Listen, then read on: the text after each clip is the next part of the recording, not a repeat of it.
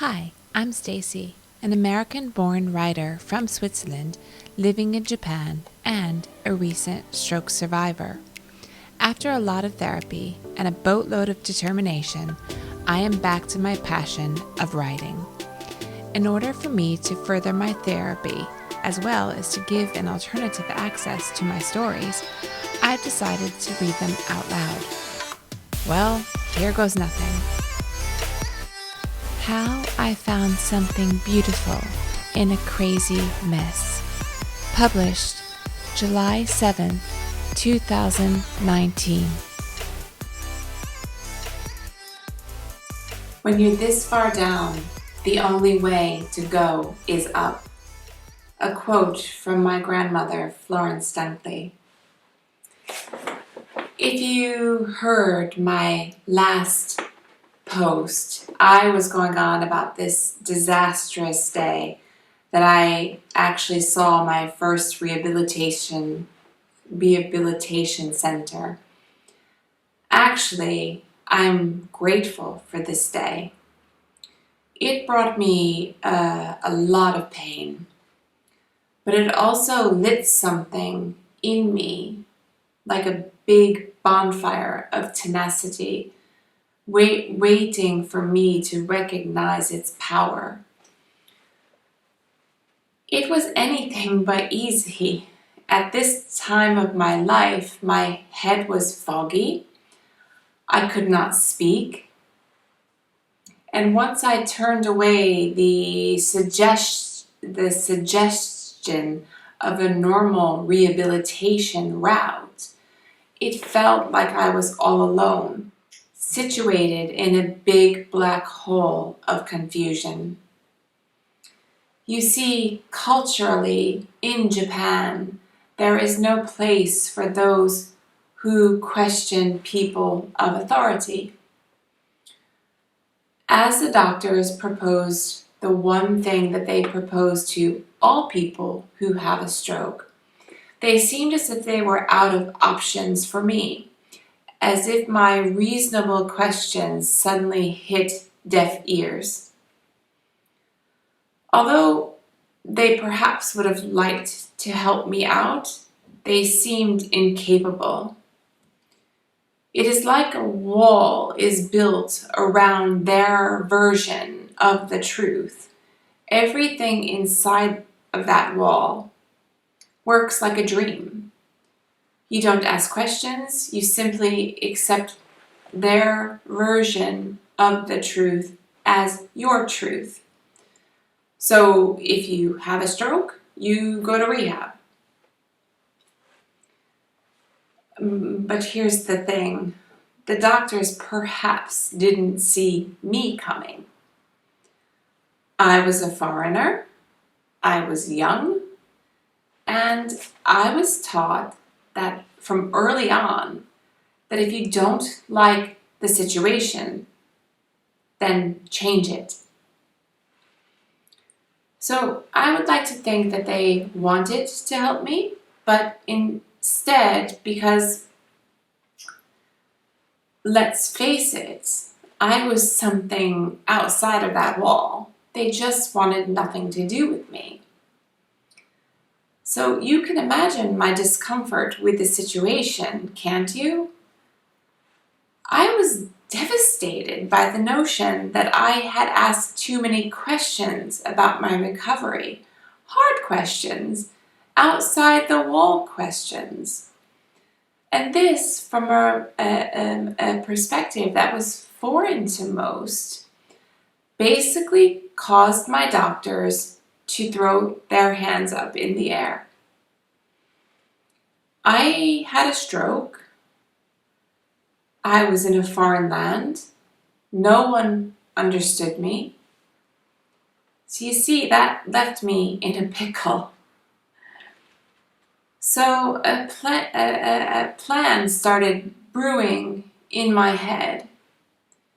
If I didn't go to the rehab, could I make the rehab perhaps come to me?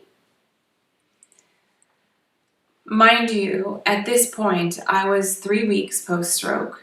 My head was not clear. In fact, I couldn't remember my address or the names of my 3 children. In fact, the only thing that I could count on was that I was consistently inconsistent. I referred to myself as he and my husband as I, and the funny thing was I could say it differently each time I spoke. I saw the problem at hand, and even through my fog, I realized that none of my doctors knew me or could find a solution that would work for me. But by kicking me out of the hospital, they were setting me up to figure it out on my own. They didn't know how it made me feel to be lost, abandoned in a city that wasn't home to me. The feeling of desolation crept over me and sat there, just begging me not to let it overtake me. This was an extremely grim and bleak moment, a moment of extreme adversity.